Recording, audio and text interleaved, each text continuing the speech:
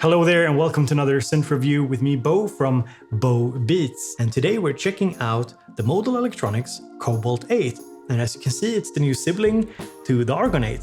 And just like with siblings, there's a lot of physical similarities here. But when it comes to the sound engine, they do sound quite different.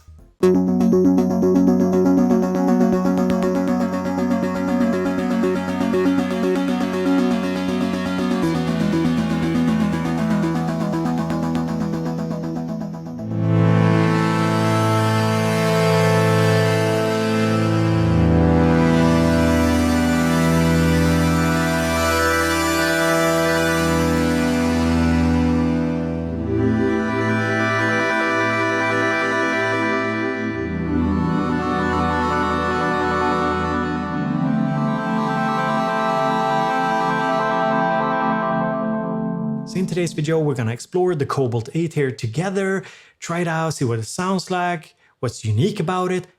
I'm also gonna do a little bit of a comparison with the ARGON8. Even though they look similar in terms of design and function very similarly, it's still a little bit like an apples to oranges comparison because in the end they do sound quite different. But I thought some of you might enjoy a comparison because you might be wondering which one you should get. So we'll do that later in the video.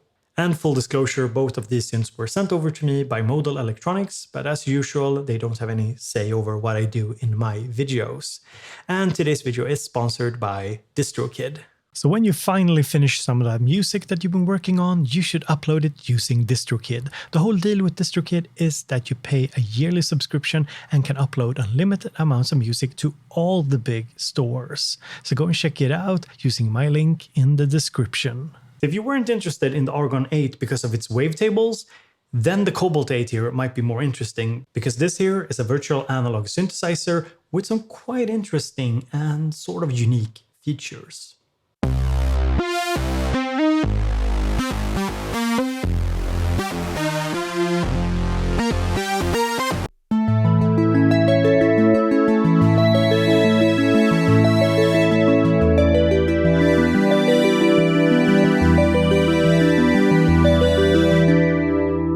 Playing some presets, I think a difference with ARGON8 is that this is a little warmer, a little fuzzier, easier to get those kind of classic analog style sounds like this.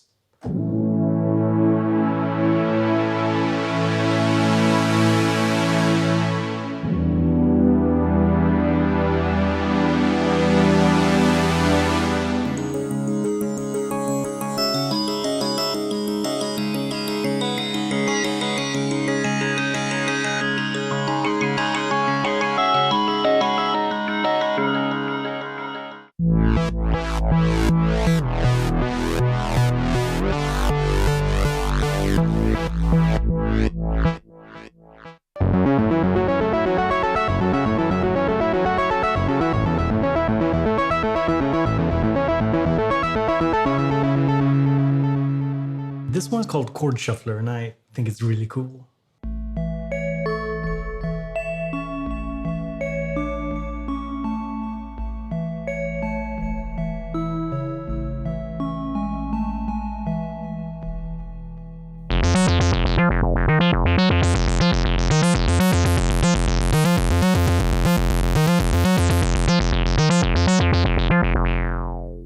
And just like with the ARGON8, there are some really interesting keys type sounds.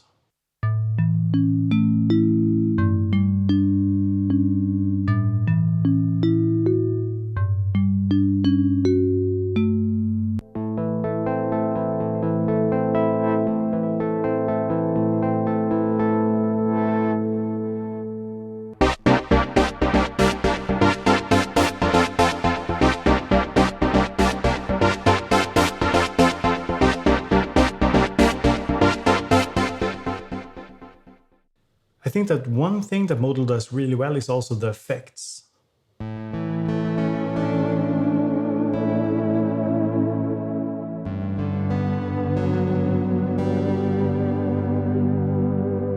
There's really nothing crazy going on with the effects. They don't take a ton of risk with them, but they sound very musical, very pleasing.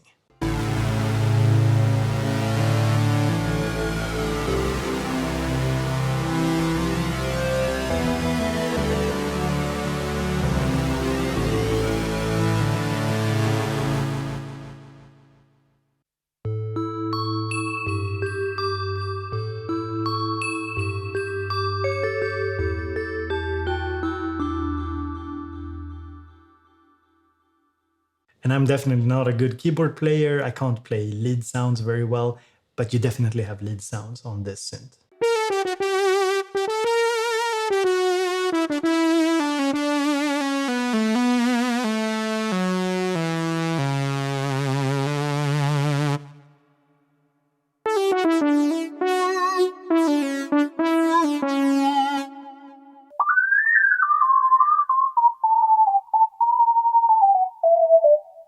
And for some reason, when we're talking digital synths, I always get questions like, yeah, can you do really big bass sounds? And yeah, of course it can. So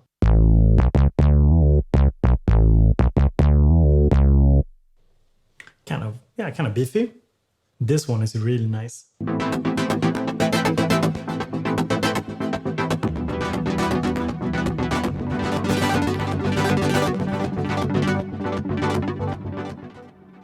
So here's a percussive arpeggiator using the aftertouch.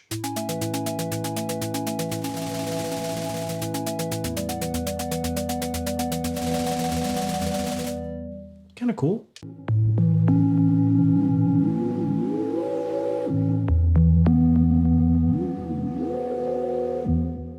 And of course, no virtual analog is complete without some big pads.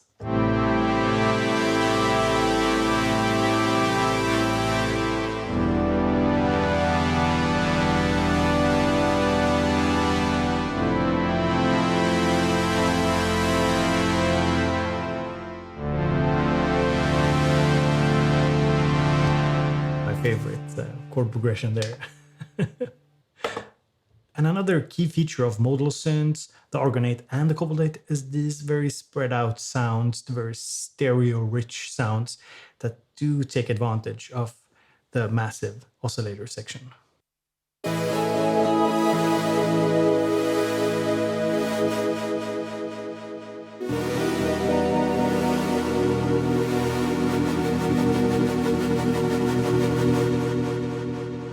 And it can't really be overstated that the keyboard is really nice for a synth in this price bracket if you compare it to something like the Wavestate or Korg Minilogue.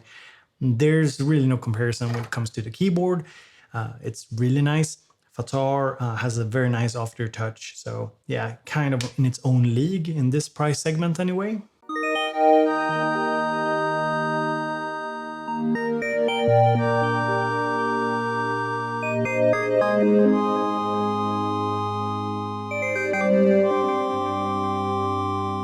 And I really do think that Modal has done a great job with the presets here. There's a lot I like here, and this is not always the case. I guess most synths I try, I don't quite like the presets. I usually end up just making my own. But this one in particular, there's a lot to like here. So what makes the COBALT8 unique? Well, the Modal Electronics synthesizers always have very interesting oscillator section, and the COBALT8 is no exception. On the ARGON8, for example, we had a wavetable design where you could use wave mods to manipulate the wavetables, as well as different oscillator modifiers that were, different cross modulations, for example. But on the COBALT8 here, we instead have a virtual analog synthesis engine, and it's a little bit different. The uniqueness here comes from the algorithms. Now, it might sound a little bit mathematical, but it's really not. So let's start off here. We have two different oscillator groups here. So let's listen to one of them. So just a sine wave here, and we can change it.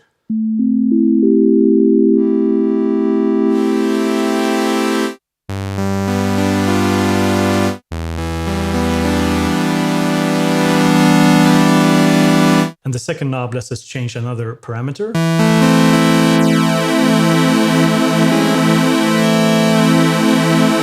So it changes the spread here, and you can also do musical intervals.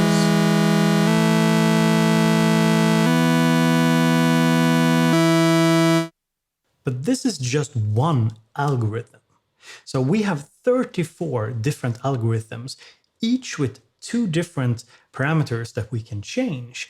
And we can combine these two algorithms together using the mix knob here, so mixing between the two different oscillator groups. They're not two different oscillators. Just like on the ARGON8, we have a massive oscillator count. I think it's 64 oscillators, it's 8 per voice. So yeah, it's just quite massive. So for example, we could take this algorithm here, it's called PVM. And with the second knob, we affect the tuning. And we can, of course, modulate the width. So you hit LFO1 and then turn the knob here to set the depth.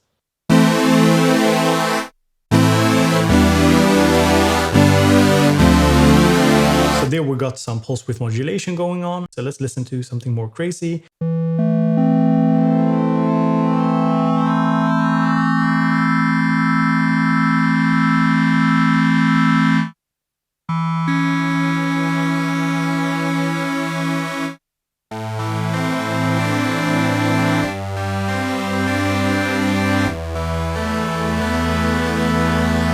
So now we're combining the two algorithms together. And of course, we can add some reverb here just to make it a little tastier. So we have 3 different effects that we can select. So different choruses, delays, flangers, phasers, tremolo, and stuff like that. So very nice. So now we can add some drift to the sound as well, which is basically a random detuning.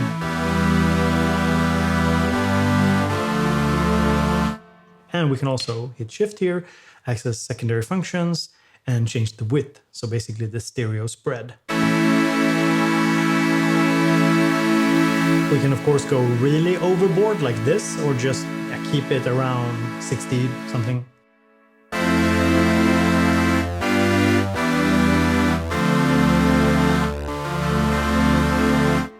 And suddenly we have quite the big sound.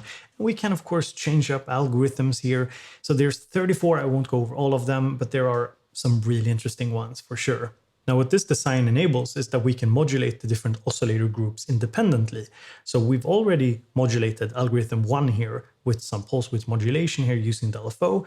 And we can use LFO number 2 here to modulate something here.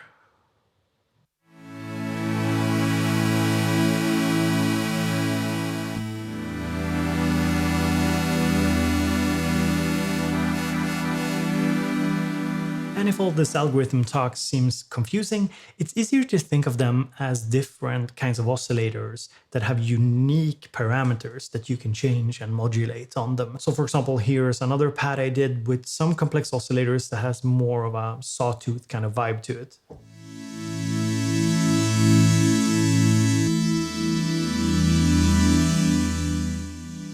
And here's another sound I made trying to make it sound a little bit more classic.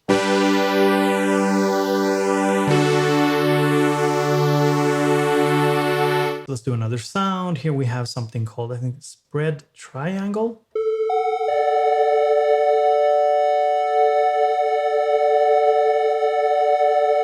Let's add a second algorithm. I think this one has a sub.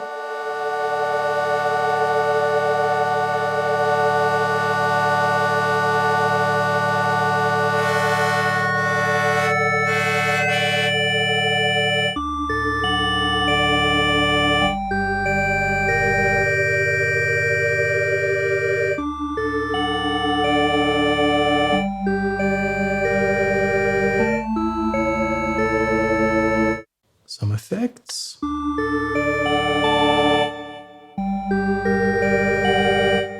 And now is a good time to talk about the filter.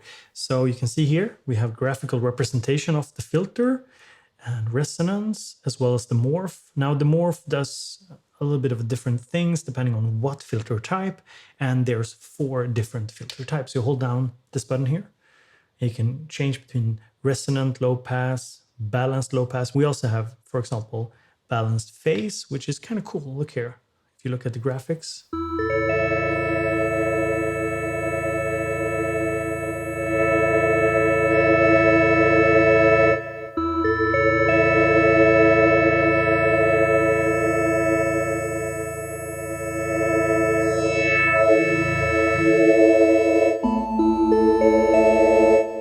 But as soon as you start tweaking the filter, you often get a decrease in overall volume. So you go into audio and you use patch gain here to bring it back up.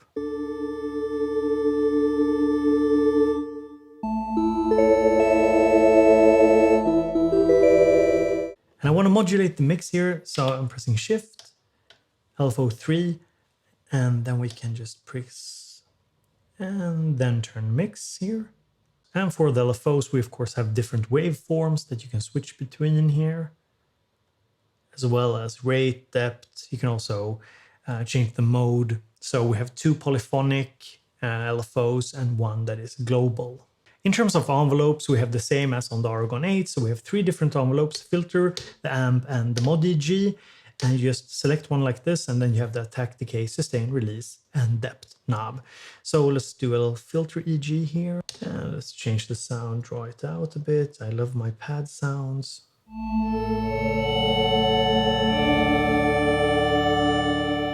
And we also have the mod EG, super easy to assign, just hit it, select something. So let's see, resonance maybe?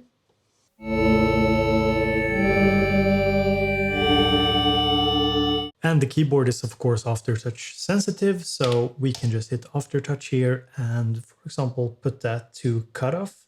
That's actually one of the pre-configured mod routings. So we have 8 different mod slots that are open to us, and then we have 4 more which are predetermined, and aftertouch to cutoff is one of them.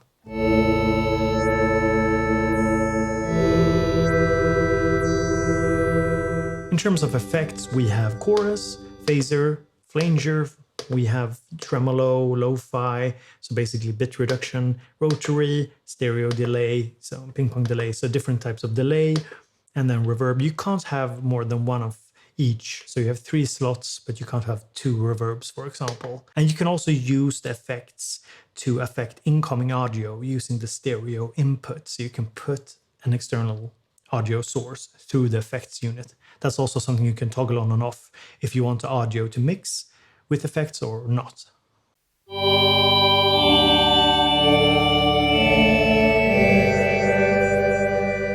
Feels like I'm going to church or something.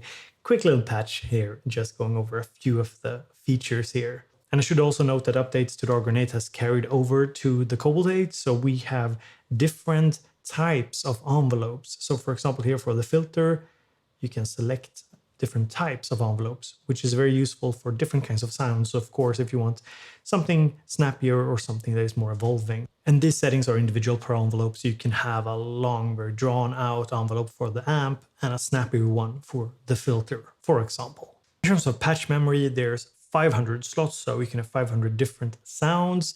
And I think 300 of them, if I'm not mistaken, if I check here, yes, 300 of them are occupied by the presets.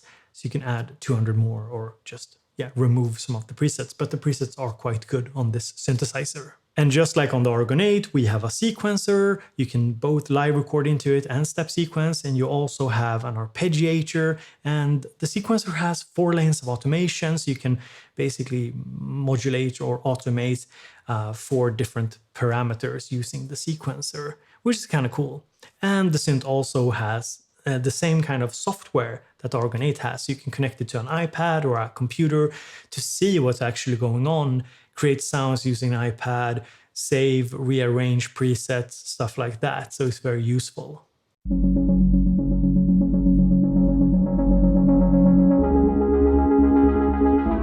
Before we get into the comparison between the Argon8 and the COBALT8, here's a word from today's sponsor. Uploading your music with DistroKid is actually really simple. You select which service you want to upload to, the number of songs, whether it's a single or an album. You pick an artist or band name or use one that you've used before. And if you already uploaded music to Spotify or iTunes, DistroKid will actually ask you if this particular artist is you, and you can say yes or no. There are 3 different services that you can pick from, and I actually like Musician Plus a lot because it gives you more options. For example, you can do customizable release date. So basically you can set a release date in the future, and you can also let people pre-order your track. To upload an album cover, just click this button here and upload it. You can select language of the track, you can select primary genre as well as a secondary genre. Then you add your song title, and down here you upload your audio file. Let DistroKid know who made the music and the lyrics, and you can also add another songwriter here. There's also extras that you can pay for. Usually I go with the free Instagram and Facebook, basically meaning that I can use my own music in Instagram story posts, which is kind of cool. I personally don't use the Store Maximizer, the Shazam, or leave a legacy. And then when you're done, click the checkboxes, press done, it uploads, and it's usually very quick to get onto Spotify, iTunes, and other stores, from 1 or 2 days to maybe a week at most, generally speaking. These things do vary a bit, I've noticed. Sometimes it's super quick. One time I actually had it happen from one day to another with Spotify, and for other services it might take a little longer time, but usually within a week you are on the different stores. But take that with a grain of salt, of course. But overall, a great service. Go and check it out with my link in the description. So next up, I'm going to do a comparison between the Argon 8 here and the new Cobalt 8. They're very similar, of course. The design is similar. The functions that you have on board are very similar. There are a few differences, different filters. You have distortion unit on the Argon 8. And of course, the sound engines are geared towards different types of sounds. So we have wavetables over here, and we have virtual analog over on the Cobalt 8. So let's start off with just basic waves. And this is not where you're going to notice any difference. They're very similar.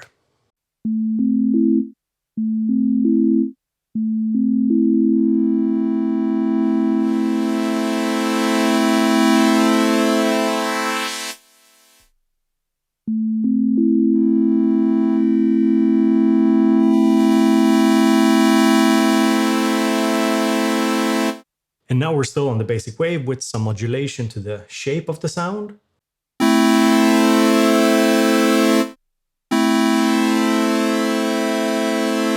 So it's still very similar in sound, but that's not strange because it's still your basic waveforms. Now we're gonna add the filter. And what I'm gonna do is I'm gonna actually turn up the resonance. This is not to make it sound beautiful, just to show you kind of the difference in the filters.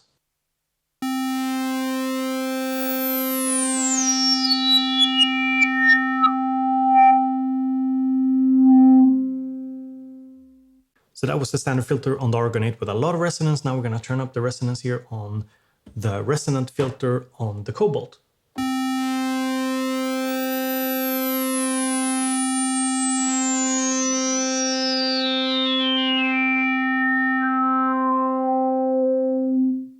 So as you can hear, it's a much smoother filter.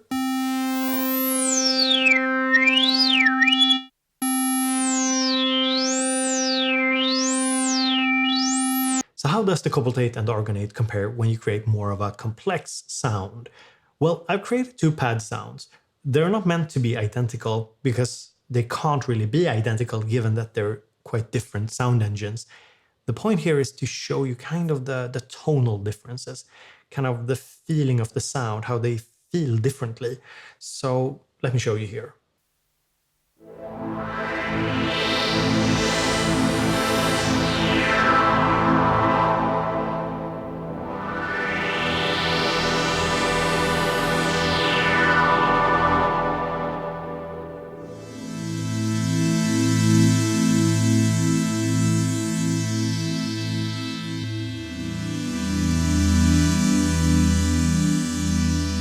So obviously not identical sounds, but I do think you can notice that the Argon 8 has these more glass-like, I can't find a better word, glass-like overtones, whereas the Cobalt 8 is a little fuzzier, warmer generally. And I think that's where I end up most of the time. The Argon 8 being more texture rich, a little bit more complex in sound, but also more complex in sound design and getting to that end. Whereas the Cobalt 8 is a little bit more straightforward. You have the two algorithms, two controllers for them. It's easier to shape sounds than on the Argon 8, which does require a little bit more effort.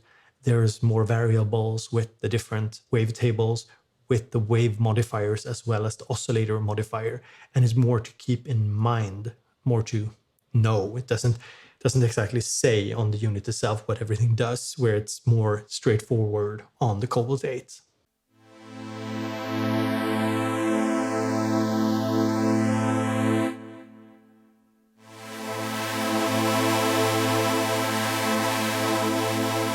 So in terms of building a sound on them, it's quite different as well. So first off, we select a wave here, and we hit shift to select between different banks of wavetables. And we can modulate the actual wavetable, so sweep it.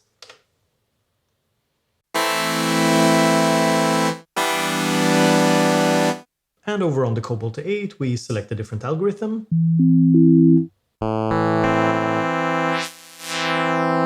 And for this particular algorithm, we can change the width using an LFO.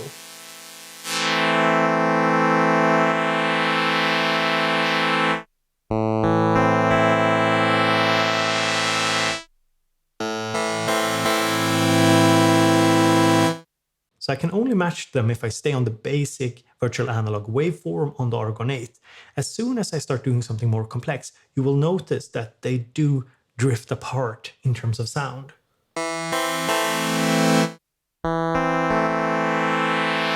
Most of the algorithms, basically the oscillators, I guess, of this synth has more fuzz, kind of warmer tone to them. And next up on the Argon8, we can introduce the second oscillator group.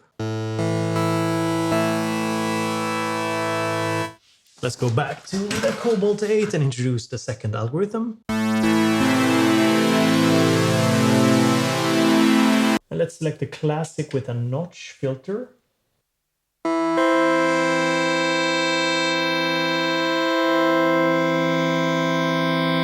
And over here I want the balanced phase.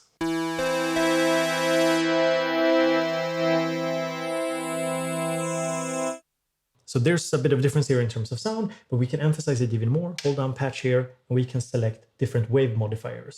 And we can do it for both of the oscillators here.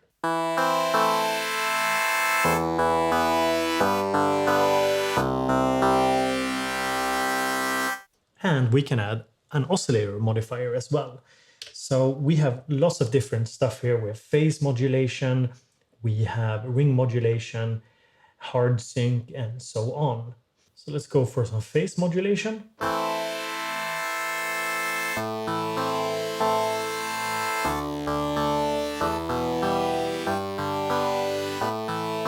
And over on the Cobalt, we do have these 4 controls that we can use to change up the sounds, but there's no wave modifiers that you can apply. And the cross modulations take place within these different groups, like I described earlier, these oscillator groups. And on the Argon8, we have distortion.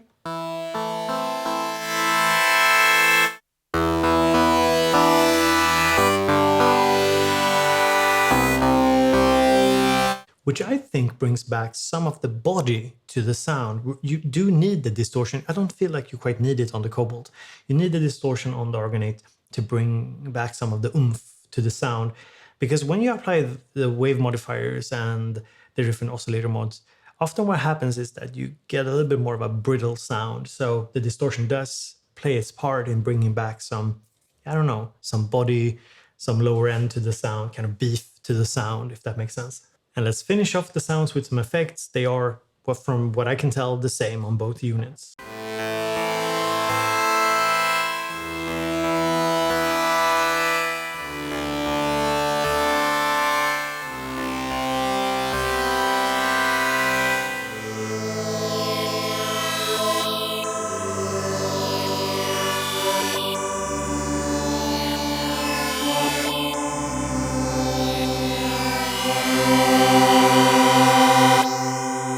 What do you conclude from my tests? Let me know down in the comments what you think, which one you prefer. If you think that the differences are small or big, let me know what you're hearing and how you feel about it. So my personal takeaway here is that they can sound the same, which isn't very surprising. The similarities are a bit like the Minilogue and the Minilogue XD, that if you stick with like basic waveforms, it can sound very similar. Just like with original Minilogue and XD, they can sound very similar unless you start actually using the different functions.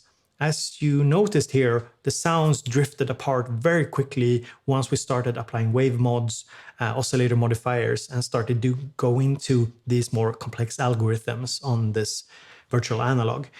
And the tonal differences are there. They definitely are designed for different purposes. They feel different.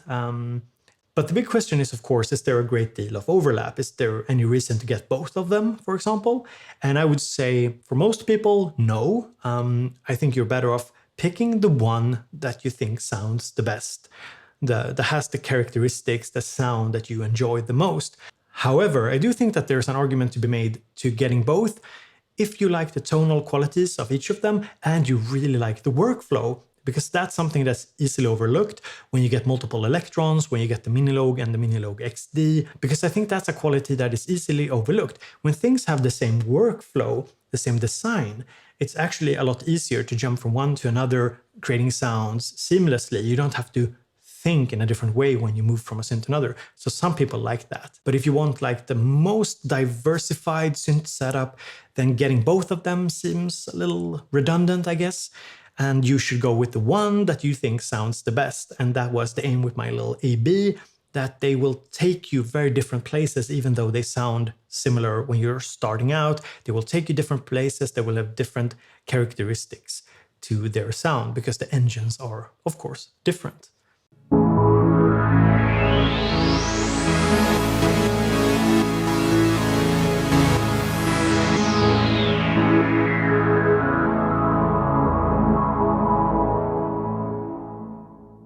Let me end off with some positives and negatives. First up, the build quality is really good. Like this chassis and the keyboard is really, really good in this price segment compared to a lot of what the competition is offering. And we do have to be real about this. There is not that much in this price segment that comes close. For example, a Minilogue with its smaller keys and just overall lighter build. Doesn't really compare, same with the Wavestate. But I've said this before, not a fan of this particular knob design. It does work very well. I feel like I'm nitpicking here again. I just like something with more grip. So the actual encoders underneath are fine, seems fine, have held up on the ARGON8 that I've been using for quite some time, but I'm not a really big fan of how they feel. So I'd like something with more grip, I guess. A negative on both units is that sometimes the UI, when you're moving from different sections here, can feel a little slow. So for example, if I press an LFO here and I turn, it takes a little while. See here? Press it. It takes a little while for the graphics to update. And I'm not a big fan of that sluggishness. I wanted to, if I press it and start turning something, I want it to turn immediately. Let me show you again here. I'm not a fan of that sluggishness, but they have definitely improved upon it since the first time I tried ARGON8, so hopefully they can improve even more. So that's something I don't like with it. Another negative, and this is like a pet peeve of mine, is the number of mod slots. So there's, I think, 8 mod slots available on both, and there's also these fixed ones. I think it's 4 fixed ones on the COBALT8. I think it's the same on the ARGON8, not entirely sure, but I just want more. I feel like I end up with the mod slots are full message all the time. And that's something I really want in a future update. Just more mod slots. I'm not sure if I'm like super representative of you, the consumer who is gonna buy this. So yeah, let me know if that's something you care about. Personally, I care about it. So I would have loved like, I don't know, at least 12 mod slots, 16 maybe, something like that. Just to really take advantage of the modulations.